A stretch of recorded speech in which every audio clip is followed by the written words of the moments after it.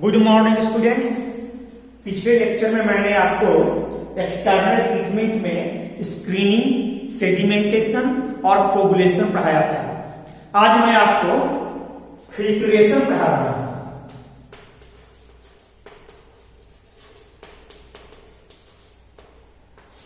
Filtration is also external treatment. जो sedimented water आपको वहां से मिला, आप यदि उस सेडिमेंटेड वाटर को पोरस मटेरियल से, सैंड बेड से या चारकोल बेड से पास करें तो उसमें जो माइक्रो ऑर्गेनिजम्स होगा या जो इम्प्यूरिटीज बच गए होंगे वो यहां रिमूव हो सकते हैं।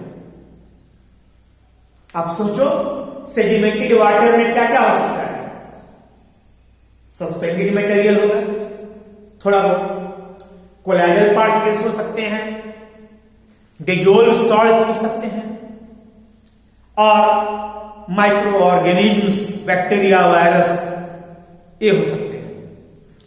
जब ऐसा पानी को आप चारकोल बेड या सैंड बेड से पास करोगे तो ये सब उसमें एब्जॉर्ब हो जाएगा। माइक्रो ऑर्गेनिज्म भी काफी कुछ उसमें रिमूव हो जाएगा और यह प्रोसेस फिल्ट्रेशन कहलाता है। यानी filtration is the process by which the colloidal particles, suspended matters, etc. and some microorganisms are removed by passing water through a porous material consisting of fine bed of sand or charcoal and other granular materials. Filtration दो type के होते हैं।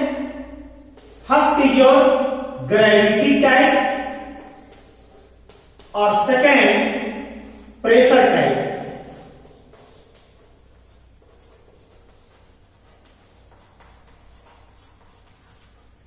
If filtration is carried out under the force of gravity, it is called gravity type filtration.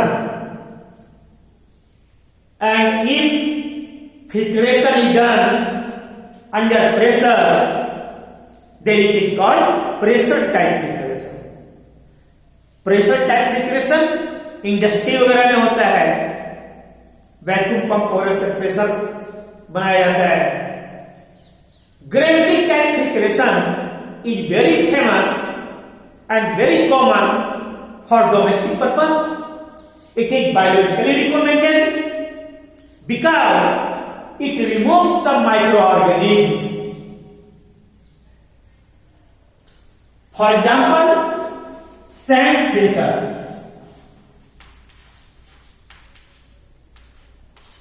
Sand filter is a type of gravity type filtration. It is your sand filtration.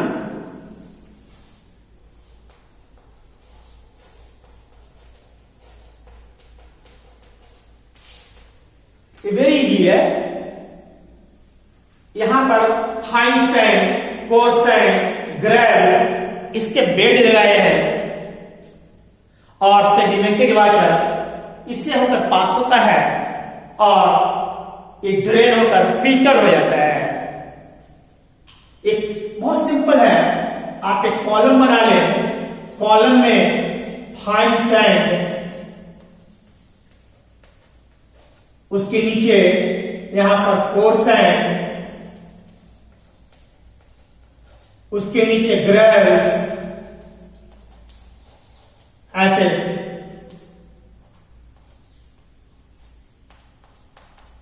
और अगर आप ऊपर से यहां से रॉ वाटर या sedimented water आप पास करेंगे तो फाइन सैंड से होता हुआ कोर्स सैंड में, कोर्स सैंड से ग्रेव्स में और यहां से फिल्टर होकर के ये यहां जमा होगा, जिसे आप टैप से बाहर निकाल सकते हैं और यूज कर सकते हैं। यही चीज मैंने यहां बनाया हुआ है। फाइन सैंड है, कोर्स सैंड है, ग्रेव्स है और ड्रेन आउट होकर नीचे जमा हो रहा है, यहां से रिसीवर टैंक में आ रहा है। चूंकि अगर डायरेक्ट आप इसमें पानी ऐसे ऊपर से डालोगे तो सैंड इधर उधर हो सकता है, तो मैंने इसको सिस्टेमैटिक में बनाया है। सेडिमेंटेड वाटर और रॉ वाटर जो भी है इसको आप इस चैम्बर में जमा कर रहे हैं। इस चैम्बर में फिल करने पर वो धीरे धीरे सेडिमेंटेड वाटर फाइन सैंड के लेयर के ऊपर कलेक्ट होता है और फाइन सैंड के थ्रू होते हुए कोर्स सैंड में आएगा, कोर्स सैंड से होते हुए ग्रेन्स में आएगा और ग्रेन से फिल्टर होकर के एक ड्रेन आउट होकर रिसीवर में आ जाएगा। तो यहां आपका कलेक्ट हो जाएगा, यानी you will get filtered water from this outlet. Clear? Micro organism जो है फाइन सैंड के ऊपर में टॉप पोजीशन पर बहुत ही पतला एक लेयर थिन फिल्म बना लेता है, जिससे क्लॉगिंग होने लगता है, चॉकिंग होने लगता है और रेट ऑफ फिल्ट्रेशन स्लो हो जाता है। तो उसके लिए आप टॉप लेयर का जो 2 सेंटीमीटर रेत को नए सैंड से रिप्लेस कर दें, आपका फिर काम करना शुरू कर देगा और जिस रेत को आपने रिप्लेस किया है उसे वॉश आउट कर ले, अच्छी तरह धोकर सुखाकर उसे रीयूज कर सकते हैं। ये बहुत ही चीप है, आप आसानी से बना सकते हो। अगर आप चाहें तो इसमें चारकोल का भी बेल लगा सकते हैं, पानी ज्यादा प्योर होगा। कॉलम में सैंड ग्रेव्स इसकी हाइट कितनी होनी चाहिए ये इंपॉर्टेंट है। तो जो फाइन सैंड है एक 30 to 60 सेंटीमीटर एटलीस्ट रखना। कॉलम का जो विड्थ है वो 30 to 60 सेंटीमीटर। उसी तरह से कोर्स सैंड और ग्रेव्स का भी हमने 30 to 60 सेंटीमीटर रखा है। इससे कम नहीं रखना, ज्यादा रखना। जितना ज्यादा रखोगे पानी उतना अच्छा फिल्टर होगा, उतनी हाई क्वालिटी का होगा। क्लियर? कोई प्रॉब्लम? बना लिया फिगर? ये सेम फिगर है, लाइन स्केच डायग्राम यही है, इसको सिस्टेमैटिक में बनाया गया है।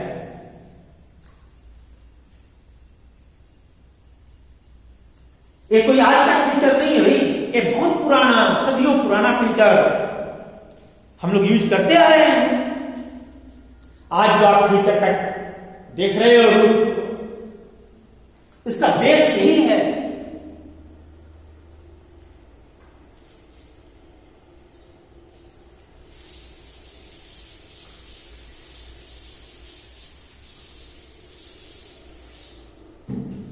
Now, here, disinfection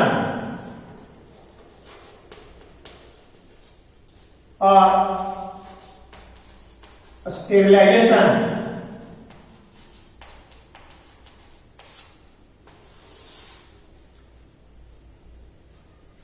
हो गया। हाँ, बायोलॉजिकली रिकमेंडेड इसलिए है ये क्योंकि इससे माइक्रो ऑर्गेनिज्म रिमूव हो जाता है, not 100%। Some micro organism is remove.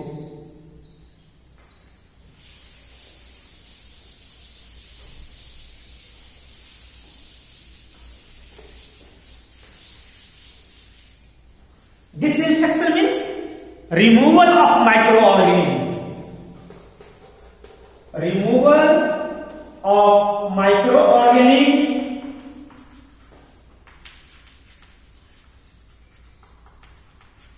microorganisms means bacteria, viruses. The removal of microorganisms, bacteria or viruses known as disinfection or sterilization. The chemical which is used in this process is called disinfectant. कैसे remove करोगे? Number 1, boiling. पानी को आप boil करें half an hour. पानी के bacteria virus किल हो जाएंगे और पानी डिसइंफेक्टेड हो जाएगा, स्टेरलाइज हो जाएगा.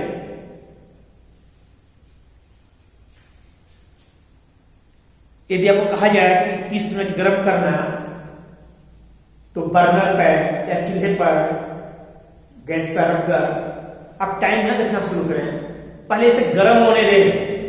उसके बाद देखो कि 30 मिनट से बॉयल हो रहा हो.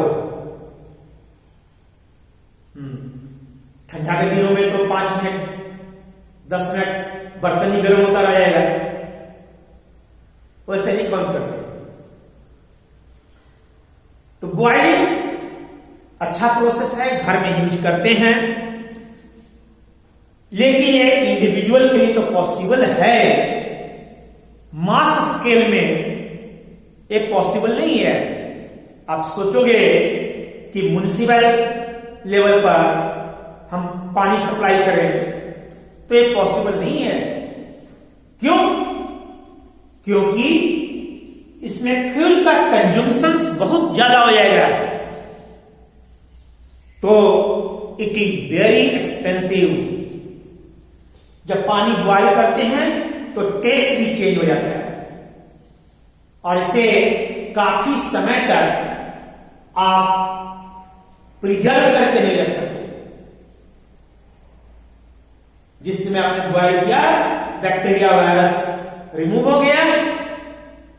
यदि इसे यूज नहीं किया तो कुछ समय के बाद बैक्टीरिया वायरस दोबारा आ सकता है.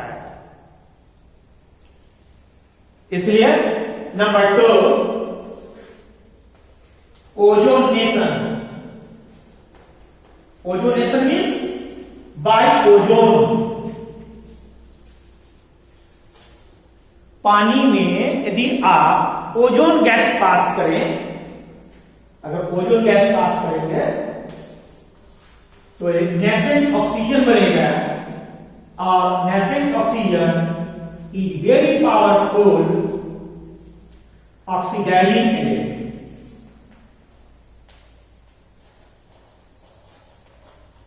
जितने भी ऑर्गेनिक मैटर्स होंगे इसके अंदर, उन सभी को ऑक्सीडाइज कर देगा. बहुत अच्छा प्रोसेस है. कलर, ऑर्डर, टेस्ट,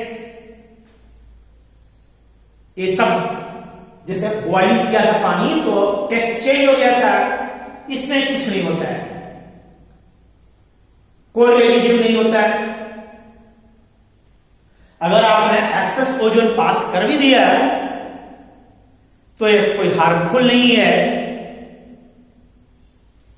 लेकिन यह बहुत एक्सपेंसिव है.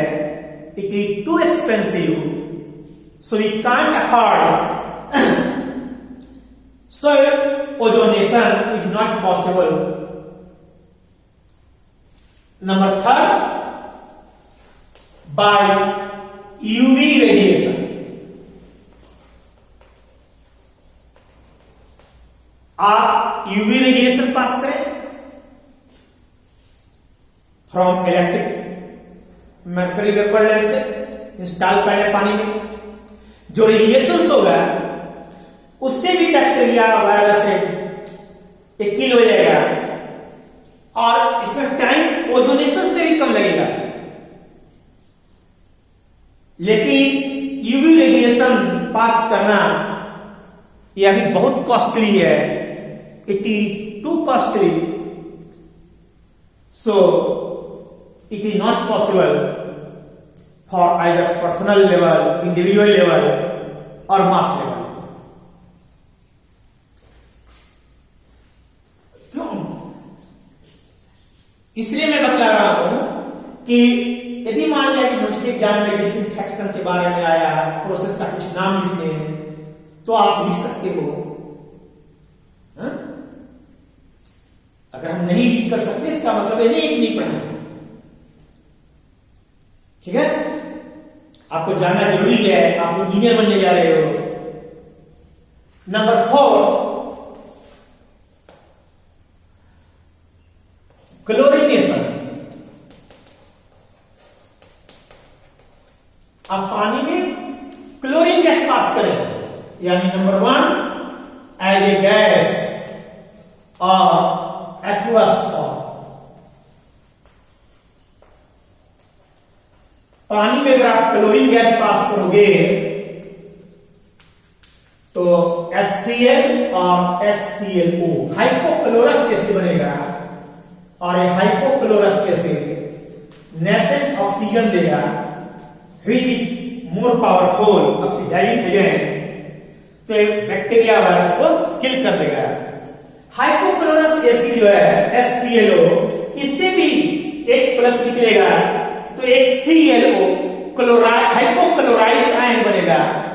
Hypochloride ion is also very powerful disinfectant, तो bacteria virus micro organism remove हो जाएगा।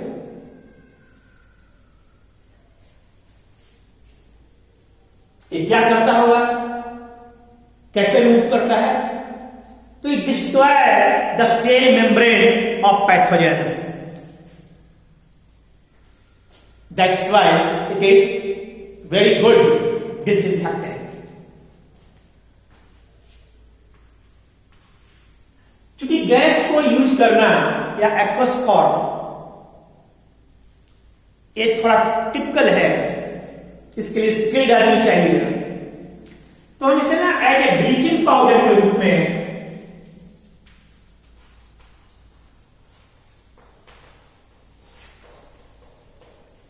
यूज करते हैं। इसमें क्या करेंगे, ब्लीचिंग पाउडर का फॉर्मूला CaOCl2 पढ़े हो, CaOCl ब्रैकेट में फिर से। जब ब्लीचिंग पाउडर को आप पानी में डिसॉल्व करोगे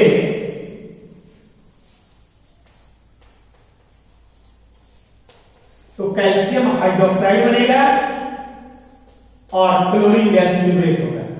एक क्लोरीन फिर यही रिएक्शन करेगा, chlorine plus water, that is your HCl and HClO, and HClO, that is your HCl plus nascent oxygen।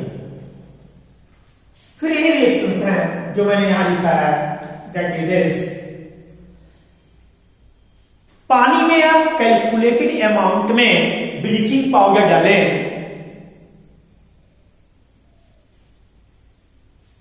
चूंकि आप इंजीनियरिंग कर रहे हैं तो इसमें ये देखना होगा कि ब्लीचिंग पाउडर में क्लोरीन का कंटेंट कितना है और इसके कितनी अमाउंट रिक्वायर्ड है, how much amount of chlorine, how much amount of bleaching powder is required for the purification of water. Clear? तो मैं आपको बतलाऊं, ब्लीचिंग पाउडर में क्लोरीन का कंटेंट है ये मैक्सिमम 30% होता है। Available chlorine in bleaching powder is about 30%, 20% to 30%, maximum 30% available chlorine होता है। और इसका डोज आप जब सिविल इंजीनियरिंग वाले पढ़ोगे आगे, IS कोड और WHO का रिपोर्ट वगैरह, तो 1 मिलीग्राम पर लीटर इज रिकमेंडेड, ये रिकमेंड किया गया है। यानी 1 लीटर में 1 मिलीग्राम ब्लीचिंग पाउडर यूज करना है, यानी 1 kilo bleaching powder 1000 kilo litre of water के लिए सफिशिएंट है। कैसे यूज करना है, कैलकुलेटेड अमाउंट को पहले डिजोल्व करोगे, सॉल्यूशन बनाकर उसको डालोगे, और जब डालोगे तो उस वाटर को 2-4 घंटे यूज नहीं करोगे, इसे टंकी को बंद करके छोड़ दोगे। जब यूज करना हो तो टंकी को खोल लो, कुछ क्लोरीन वहां स्कैप कर जाएगा और उसके बाद आप पानी को यूज करें। ऐसा नहीं कि ब्लीचिंग पाउडर डाला और 10 मिनट के बाद यूज कर रहे हो। इसको डाइजेस्ट होने के लिए वक्त दो। इसका एडवांटेज क्या क्या है?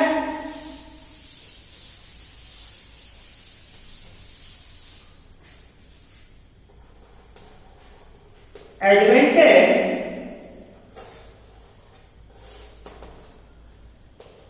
एक तो ये इकोनॉमिकली चीप है, इट इज इकोनॉमिकली चीप। इसको अगर आप स्टोर करना चाहें तो इजी स्टोर हो जाएगा, बहुत कम स्पेस में आप इसे स्टोर कर सकते हैं। ये आइडियल है।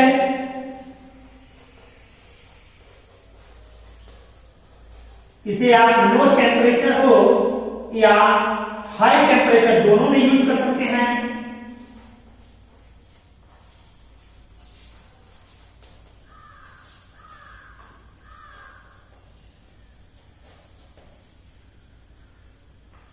और जब आप इसे यूज करेंगे पानी में तो कोई रेजिड्यू नहीं होगा।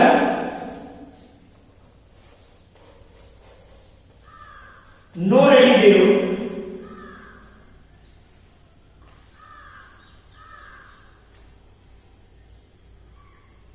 ऐसे मैंने 4-5 एडवांटेज लिखा है।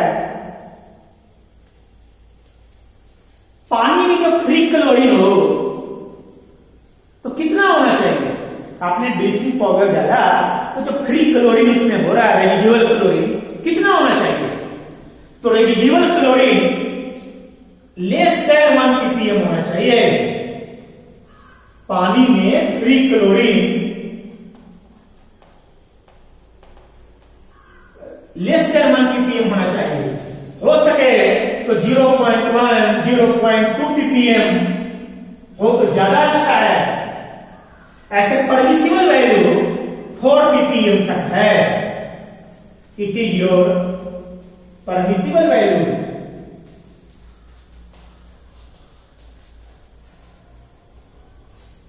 लेकिन हम इसे 1 ppm से ज्यादा ना होने दें,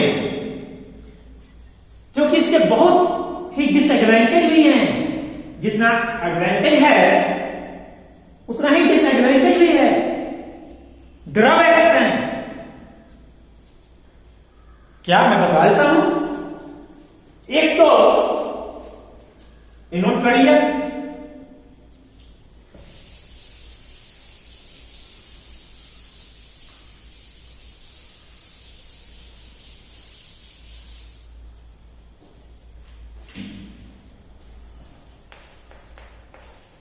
डिसएडवांटेज और ड्रॉबैक्स। जब पानी में आप डिजोल्व करोगे तो ये कैल्शियम का हार्डनेस प्रोड्यूस करेगा।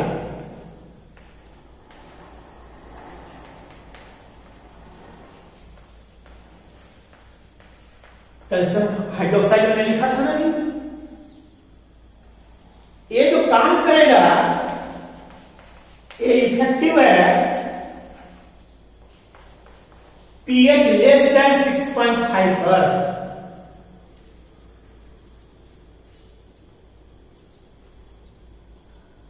सेवन और एवं pH पे ये इफेक्टिव नहीं होगा। नंबर 3,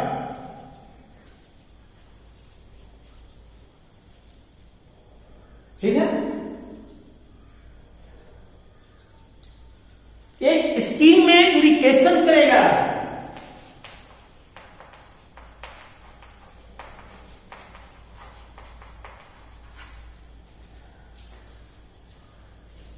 जो मस्कस मेम्ब्रेन है वहां इरिटेशन होगा।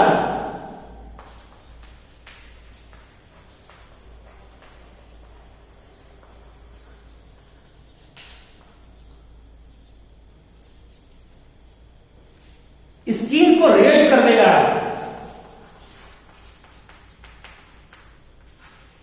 रेडनेस हो जाएगा, आई में प्रॉब्लम होगा, आई में इचिंग हो जाएगा,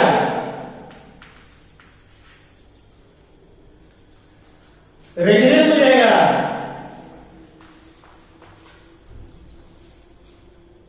स्किन में एलर्जी हो जाएगा,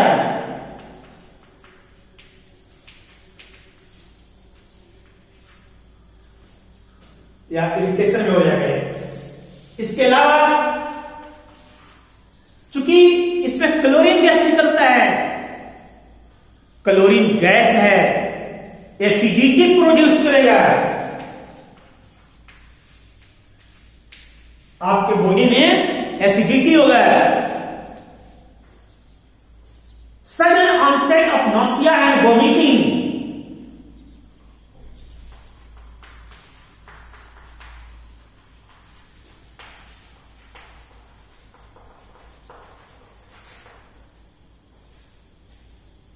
इसमें नोसिया और वोमिटिंग टेंडेंसी आ जाएगी, बर्निंग सेंसेशन होगा,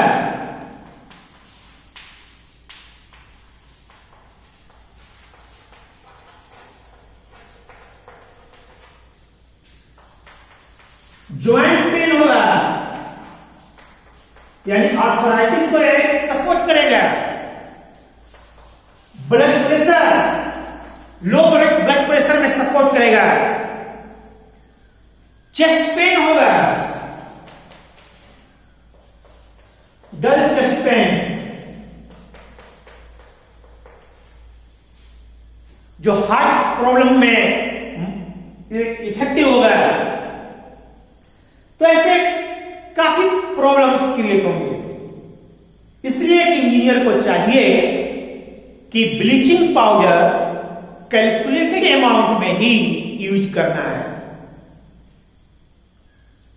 पहले आप कैलकुलेशन करें कितने लीटर पानी में आप यूज कर रहे हैं, उसके अकॉर्डिंग आप इसे पानी की टंकी में जहां आपको यूज करना है वहां डाल दें। ऐसा देखा जाता है आमतौर पर हम ब्लीचिंग पाउडर ज्यादा यूज करते हैं, लेकिन उसकी क्वांटिटी का ख्याल नहीं रखते। तो ब्लीचिंग पाउडर को जब भी आप यूज करते हो तो आप इसकी क्वांटिटी पर ध्यान दें, टेक्निक पर ध्यान दें, कैसे यूज करना है, कितना यूज करना है। इंडस्ट्री में चाहे डोमेस्टिक पर्पस में इसका बहुत मायने रखता है, और इंजीनियर्स के लिए तो और भी ज्यादा होता है। Clear?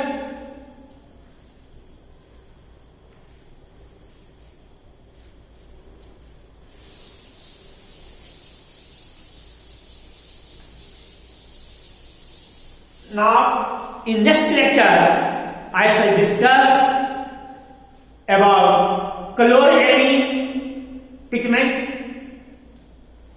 horizontal pigment, and pre-colorination, post-colorination, super-colorination, breakpoint colorination, etc.